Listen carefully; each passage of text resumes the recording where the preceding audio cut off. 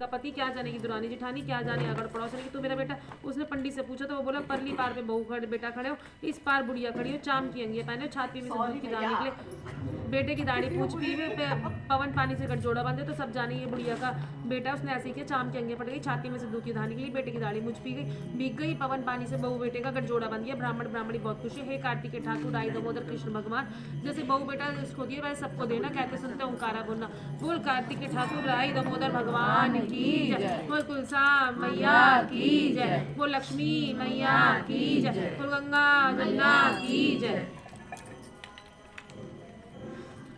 एक साहूकार की बेटे की बहू थी, वो बहुत सुबह उठकर कार्तिक के महीने में रोजाना गंगा जी नहाने जाती, पर आए पुरुष का मुंह नहीं देखती। एक राजा का लड़का था, जब भी रोजाना गंगा जी नहाने जाता, सोचता कि मैं इतनी सुबह नहाने आता तब भी मेरे लिए पहले से कौन नहाने था। 5 दिन कार्तिक के रहेगा, उसे साहूकार की बहू तो नहा के जाती। राजा का बेटा आता, खुड़का सुनकर वह जल्दी जल्दी जाने लगी तो उसकी माला मोचड़ी छुट गई।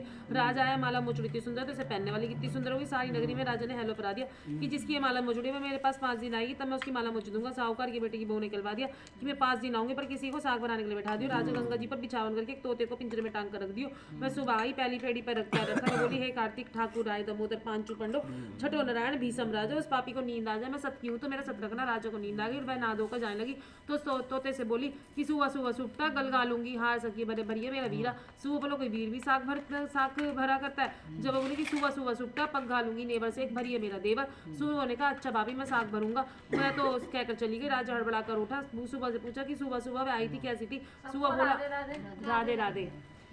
सुबह बोला आवा किसी बिजली, होली किसी जल, केला किसी कामनी, गुलाब का सरंग। राजा ने सोचा कल मैं अपनी उंगली चीर के बैठ जाऊंगा तो नींद नहीं आएगी। दूसरे दिन उंगली चीर के बैठी, आई तो उसने वैसे प्रार्थना की, बस उसको नींद आ गई। नहा के जाने लगी तो सुबह ने साग भरा दी। राजा ने उठते फिर सुबह से पूछा तो सुबह ने कल के जैसा ही जवाब दिया। उसने सोचा कल तो मैं आंख में मिर्च डालकर बैठ जाऊंगा। तीसरे दिन आंख में मिर्च डालकर बैठ गया, सारी रात हाय हाय करके बिताई। आई उसने वैसे ही प्रार्थना की, राधे राधे बच्चे। राजा को नींद आ गई, नहा के सुबह से साग बना के चली गई। राजा ने सोचा कल तो मैं कांटों की सेज बिछा कर बैठूंगा। चौथे दिन मैं कांटों की सेज पर बैठकर हाँ है करता रहा। पर जब भाई उसको नींद आ गई, वह प्रार्थना करके नहा के सुबह से साग बना के चली गई। 5वें दिन राजा अगले आकर उसकी नाक पर बैठ गया। उस दिन भी प्रार्थना करती है कि आज भी मेरा सत रख दियो।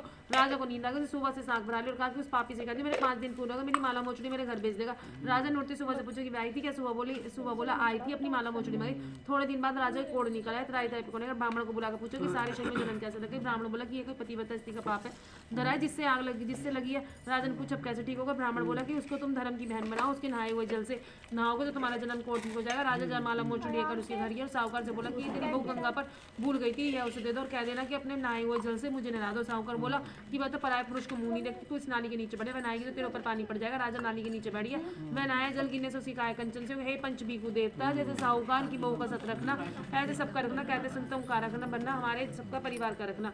बोल कार्तिक के ठाकुर आए दामोदर भगवान की जय।